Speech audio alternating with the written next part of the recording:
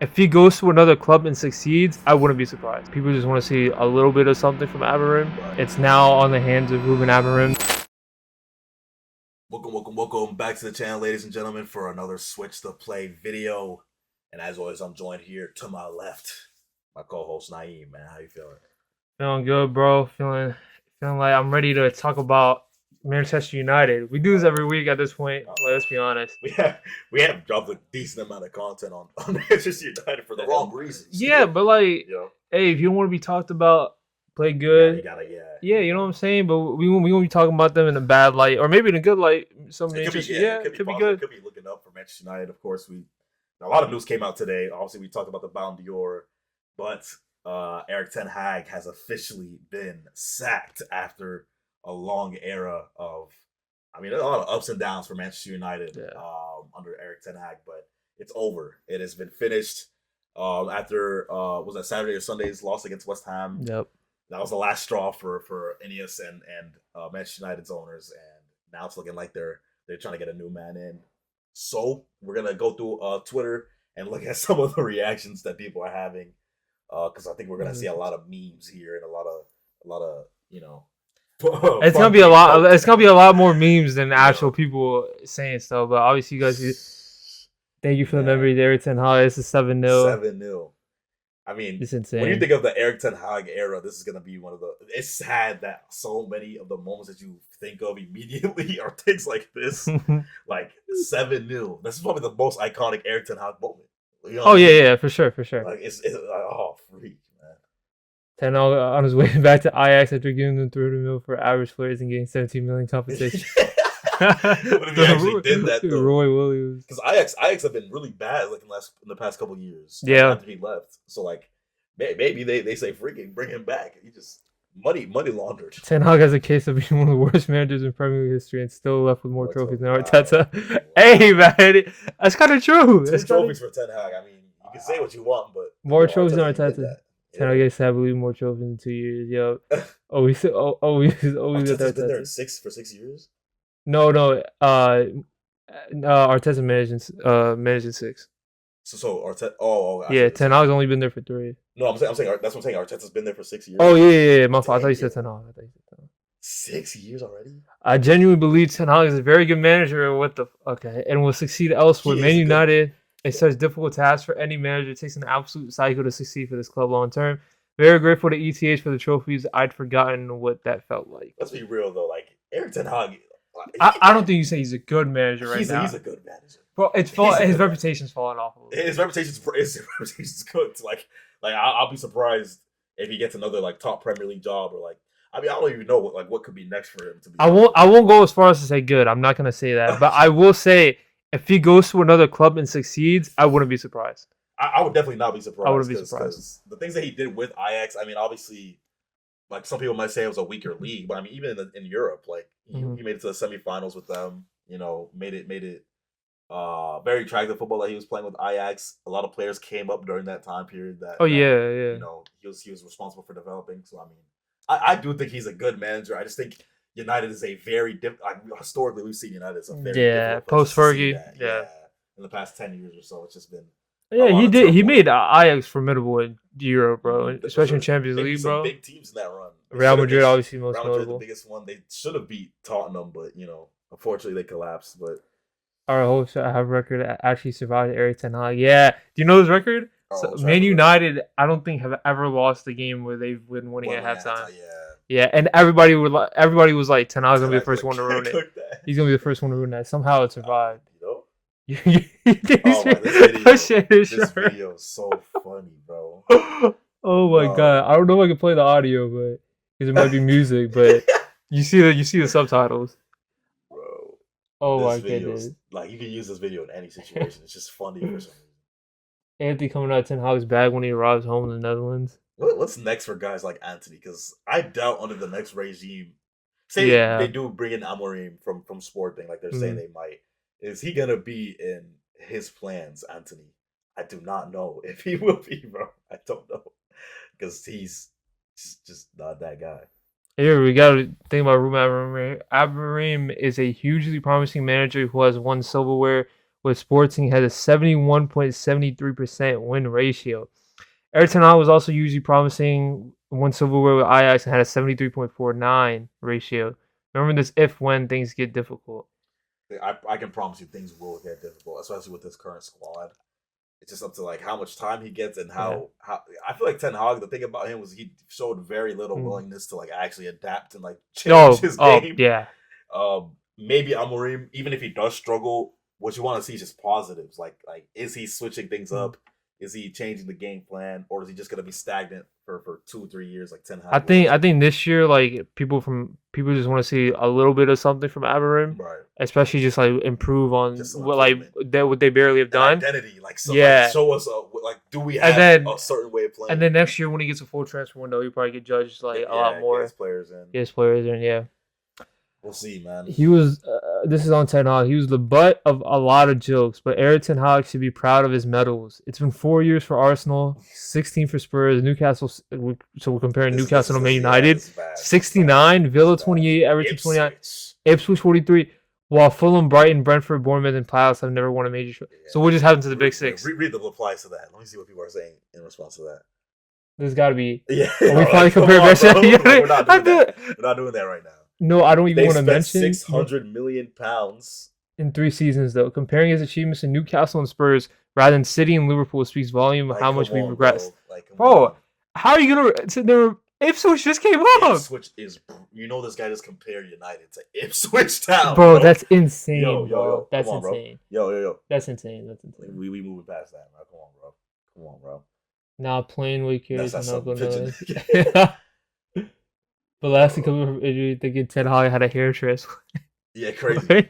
Because he's gonna see Ruud van Nistelrooy and be like, "Hey, this was last time music in the back." We never got to face Ten Hag at Anfield. Oh man, I would have loved to cook him, bro. I would have loved to cook him. Damn, bro. Hey, man. Oh, this is classic. We cannot replace him. We cannot replace him. We cannot. I feel like rival fans are like so sad that this day has finally come. Like it felt like it never was, but is this Call of Duty? Ten Hag getting sacked just as Black Hawk? What? Ten Hag's gonna be playing some Call of Duty tonight. Call of Duty UK? He's gonna be playing some Call of Duty. It's got to do with your dad. What was it? Vince McMahon. It was special. Obviously, Man United reported contacting. Ten Hag got sacked today with the VAR. That's big news for United fans, man. Ten Hag deemed one of the worst managers in Premier League history. Won more trophies than Arteta. Here's what's going to happen. Amorim comes in as a new United manager. He gets us playing good football. We push for Europe this season, but narrowly miss out. That's a bold statement. People blame Ten Hag's bad start. Second season, United makes some smart signings. However, Amorim struggles with key player injuries, and we have a disappointing season. The media say he's not good enough, that he's only managed in Portugal, and that doesn't count. Third season, we get beaten 5-0 by Liverpool. The following week, we lose 3-0 to a random team like Bristol City. The fans turn against him, and he's out by Christmas. United appoint Johnny Evans as interim manager until a successor can be found.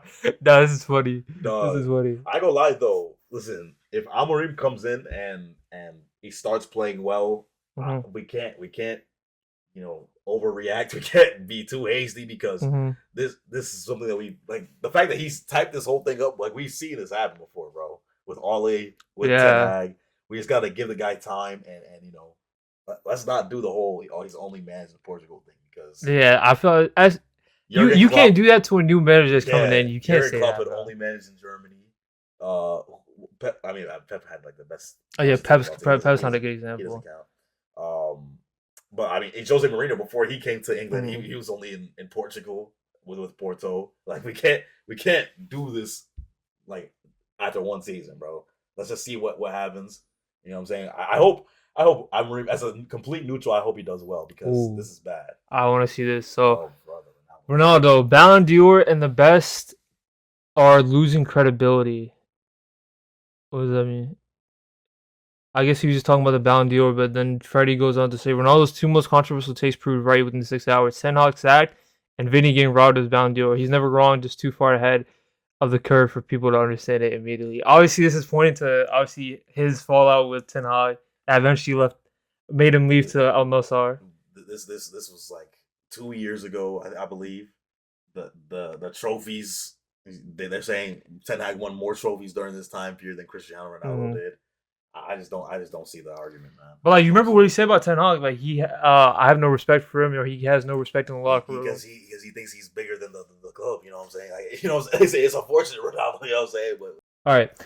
So Lias, obviously you guys know him too, big Man United fan. 3 months too late for my liking. The fact he even survived the past international break was shocking to me. Managerial landscape isn't the clearest, but this was the easiest and most necessary decision to make for the board. Happy we can move on now. I think that's probably what like most United fans are probably seeing now. I just don't see why you sack him at this point. Like if you knew you were gonna sack him, you should have been sacked him. Mm-hmm. My guy Lee Man over here, he was a big advocate for Ten Hag. Ride the storm, as you guys probably saw on Twitter. You know, he literally tweeted this yesterday. Storm is officially over. He was done messing with Ten Hag. Hours later, he's sacked, man. Over. We praying for you, Ten Hag. Yeah. You know what I'm saying? Like maybe there's light at the end of the tunnel for him. You know, maybe this. I mean, do people come back from managing United? Like, I feel like everyone I can think of that okay, yeah, David Moyes. You know, he bounced around in the Prem. I mean, he was respectable. He was a respectable manager. I mean, he did manage Real Sociedad. That was terrible. I think that was his job right after United. Yeah, I don't think he was David Moyes isn't like, I just look at him. He's built for Real Sociedad. Yeah, he's not built for Spanish. He also had like the Everton stint beforehand, where like most people consider him to be like the best, or at least one of the best managers in the Premier League. So I guess he already had pedigree, but it's the same thing with Jose Mourinho, Louis van Gaal. But like most of these guys, like after United, it was kind of like, you know, I mean, Mourinho went to Tottenham. Yeah. Where else was he? Roma, and then now he's at Galatasaray. Oh no, not Galatasaray, Fenerbahce. Van Gaal, I think Van Gaal went to the Netherlands and then retired after that. And then who else? Ole hasn't had a job since. Ole is probably I think Ole is probably their best manager post Fergie. He gave him the best like moments. So? I think so. I feel like it might have been Jose. You know.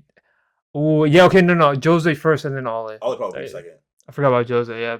Because he did get them, second in the league? Second in the league, behind City, and then Europa League as well. Still says that's the biggest accomplishment he's ever had, man. That's so crazy, bro. Just saying. But yeah, obviously United have fallen, bro. Like, it's now on the hands of Ruben Amorim to rebuild. I mean, before... And I was about to say, interim head coach Ruben Van Nistelrooy until Ruben Amorim steps in. What if Ruben gets firing, bro? No way. What if he gets firing and Amorim has to come in and... I thought you were saying, like, what if he gets fired? No, I said, what if he starts, like, firing, he starts going crazy. It's possible. And next thing you know, you got to bring in Amorim. I mean, you know, they might... I mean, I guess right now they're in advanced contact with Amorim, so maybe they're already planning on just, like, that's their next manager. But if Ruben Nistelrooy starts playing gets Man United playing crazy, they might even consider keeping him for the time being. Yeah. Until the end of the season or something. Yes. I mean, hey, we'll see, man. We'll always have to wait and see with the United. Hopefully, you know what I'm saying? It's sad that Ten Hag got sacked, man. I wish he stayed long. He was a great manager. Let's be honest, man. Man, the thing about this is another thing I wanted to talk about. Like, I don't want to make the basketball comparison, but do you remember the Lakers, like, with Russell Westbrook? Yeah. Like, they were terrible, but it was like every game you wanted to watch because it was some BS that was going to happen. Like, something crazy was going to go on. Like, I feel like that was the same thing with the Erik Ten Hag era. There was like every game there was a Russell Westbrook airball, bro, and they would always play every. It was a memeable moment every game, and that's how I feel like the Erik Ten Hag. That's a great comparison. You know, so it's kind of sad to me that he is leaving, not because like I want to see Man United fail, but just because like the entertainment factor of it. You know what I mean? But you know, shout out to Ten Hag. He got a payday, 17 mil or something like that, for the buyout for his contract. So that's insane. You know, he can't be too mad about it. So, I wonder where he goes from there, man. We'll see. We'll see what the future holds for Ten Hag and Manchester United. But thank you for watching. Make sure you guys like, comment, and subscribe because we have been, you know, putting these videos out for y'all. We're trying to get on the roll for y'all, man. That's what I'm saying, bro. Like, support, bro. Support the dogs. Make sure you guys check out our TikTok, Instagram as well. Those will all be in the description. And like we always say on this channel, we out. Peace.